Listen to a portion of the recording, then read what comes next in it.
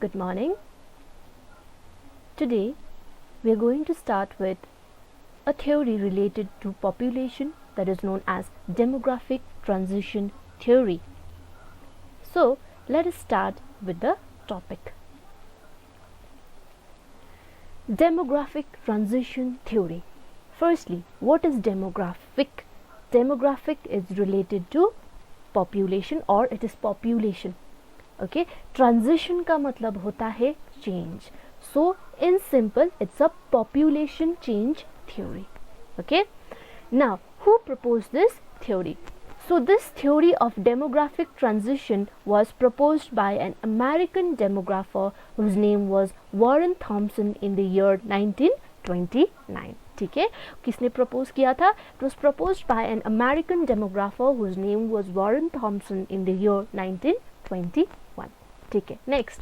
Now this demographic transition theory or a population change theory can be used to describe and predict the future population of any area. मतलब हम इस theory को क्यों use कर सकते हैं? हम लोग इस थ्योरी को यूज़ कर सकते हैं पॉपुलेशन चेंज डिस्क्राइब करने के लिए और फ्यूचर में क्या पॉपुलेशन हो सकता है किसी भी एरिया का, उसको भी प्रेडिक्ट करने के लिए यूज़ कर सकते हैं. So it can be use to describe and predict future population of any area. Now, what is demographic transition theory?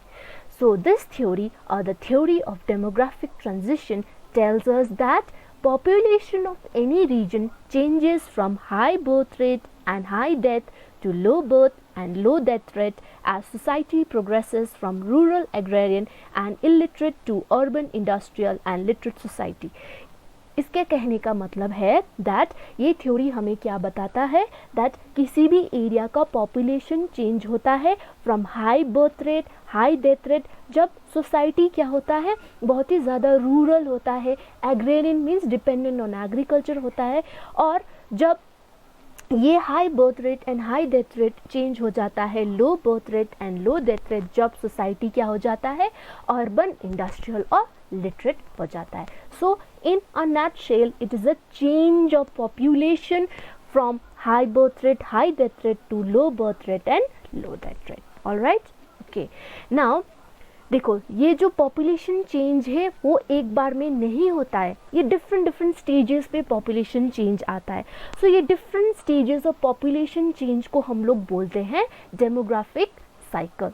Alright, so as you can see, these changes occur in stages which are collectively known as demographic cycle. ठीक है, so ये change एक cycle जैसा है, demographic population cycle जैसा है जो change होता है. Alright, here on the screen I have shown two arrows. Now this arrow is the same thing that I explained.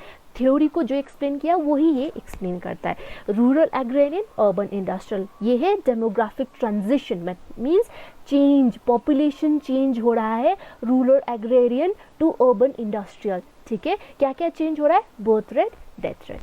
Alright, so अब हम लोग क्या करेंगे, इस डेमोग्राफिक ट्रांजिशन थ्योरी को हम लोगों को डिफरेंट स्टेजेस में पढ़ना है. ऑलराइट, सो लेट अस स्टार्ट.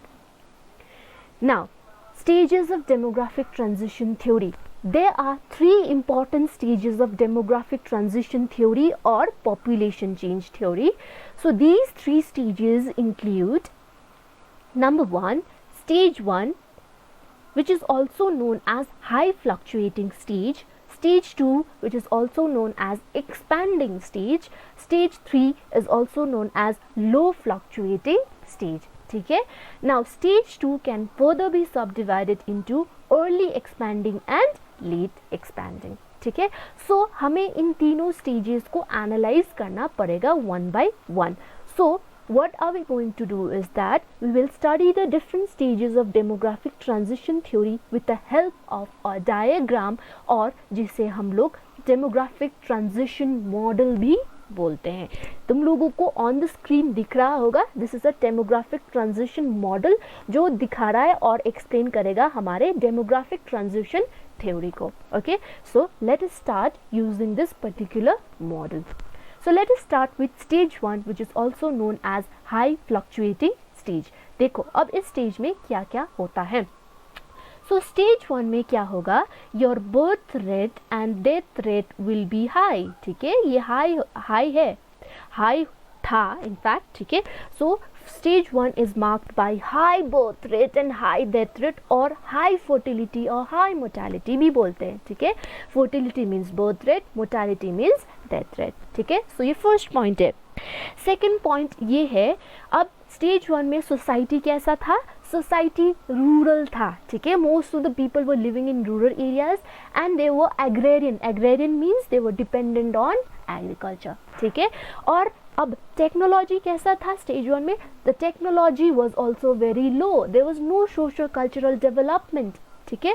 तो क्या हुआ, इसी के वजह से there was high birth rate, high death rate. Now see why high birth rate high क्यों था उस टाइम में, ठीक है, क्योंकि हमें पता है टेक्नोलॉजी लो है, there was no family planning in the first stage, okay, people did not knew to keep a small family, वो लोग ज़्यादा रिप्रोड्यूस करते थे, क्योंकि यहाँ पे कॉन्सेप्ट आता है to have a large family, क्योंकि अगर फैमिली बड़ा होगा those members of the family can help in agriculture, है ना, एग्रीकल्चर में जाके हाथ बटाने के लिए बच्चों को फैमिली यूज़ करते थे। This is why there was high birth rate, ठीक है। Now why was there high death rate, death rate क्यों हाई था, ठीक है। डेथ रेट हाई इसीलिए था क्योंकि जैसे टेक्नोलॉजी नहीं था, there was inadequate food supply, ठीक है, हर एक एरिया में adequate amount of food supply नहीं था, ठीक है, न्यूट्रिशियस फूड नहीं था, इसीलिए क्या होता था, अगर न्यूट्रिशन ठीक से नहीं मिलता था, so there was lot of diseases in the young child और इवन द ओल्ड पीपल, ठीक है। जब बच्चा जन्म लेता था तब मर जाता था, जिसको हम लोग इन्फेंट मोर्टेलिटी रेट भी बोलते थे after a child is born, ठीक है। So there was high death rate because there was no adequate facility, food supply was not there, okay, and there was spread of diseases जिसको हम लोग epidemics बोलते हैं, you may have heard in the ancient time a lot of diseases were spreading like TB, there was no cure, okay, there was no sanitation facility, there was no healthcare facility, that's why people were dying in larger numbers, all right. So that, and also what happened, the society was illiterate, ठीक है, अगर there is illiteracy of course there will be a lack of awareness and thereby there will be fluctuation, alright.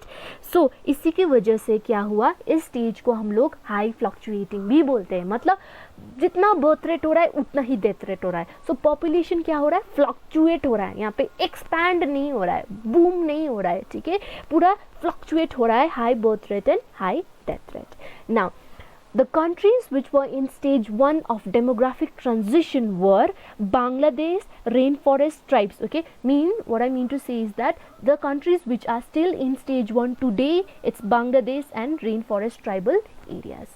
However, ध्यान में रखना जितने भी countries है, ठीक है, वो भी एक population transition pass करके आए.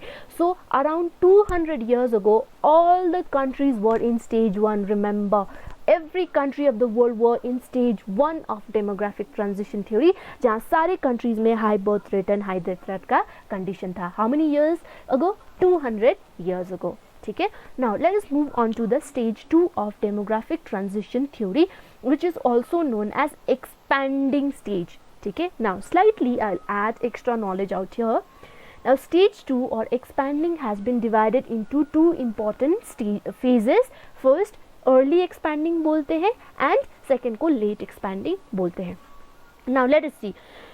Excuse me. Stage 2. Now stage 2 expanding stage में क्या था? So in the early expanding stage में क्या हुआ कि birth rate was high. ठीक है, अभी भी birth rate high है, ध्यान में रखना.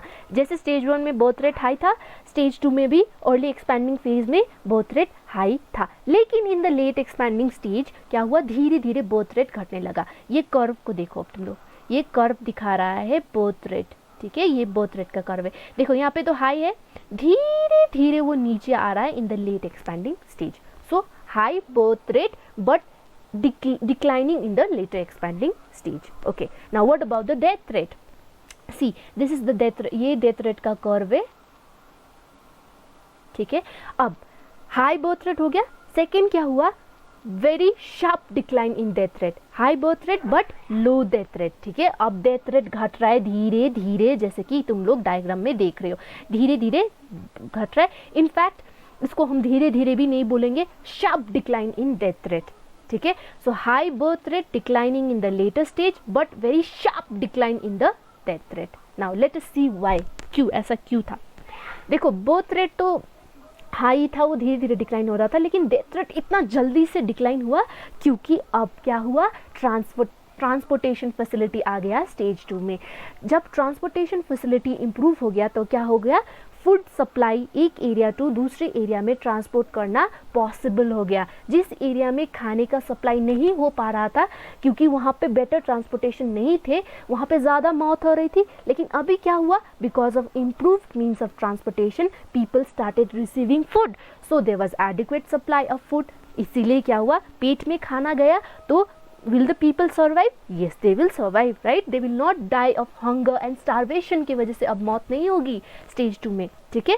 Now second point was that there was improvement in medical and sanitation facility in stage 2, okay? Hospitals came up, technology started, medical facilities, medical research होने लगा, जिसके वजह से जितने भी diseases है उसके इलाज स्टार्ट हुए एंड देयरबाय लोग कम मरने लगे, जिसको हम लोग ऑल्सो बोलते हैं reduction in death rate. All right, so mortality rate or death rate reduced because of all this improvement in sanitation and healthcare facilities. All right, so you understood, this was stage 2. Okay, now examples of countries that are in stage 2, we have Peru, okay, Sri Lanka, Kenya. Now if you ask me India कौन से stage of demographic transition में है, वो है stage 2 में है, अभी भी हम लोग स्टेज 2 में हैं, ठीक है।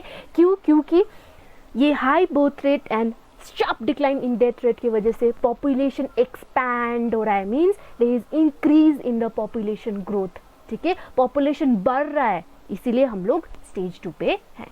Okay, now finally let's come to the stage 3, which is also known as low fluctuating stage. Now what happens, now stage 3 में जब सारे countries पहुंच गए, now this stage 3 is marked by immense development. Okay, now society क्या हो चुका है, it's highly developed, okay, literate हो गए, urban हो गए, urbanized हो गए, इसके वजह से अब birth rate and death rate क्या होगा यहाँ पे, so there will be low birth rate and low death rate. Okay, so both birth rate and death rate will now decline. Okay, because society has become urban literate. Now other reasons for the decline in birth rate is that as society became very aware, urban literate, family planning technique started, ठीक है। अब लोगों को पता लगने लगा कि बड़ा family is of no use, okay, so having a large family, big family is only a pressure, इसलिए they started adopting family planning techniques to control their family. Now smaller families was much more feasible, okay, is ज़्यादा comfortable होने लगा to have a small family. Alright, so family planning techniques increased.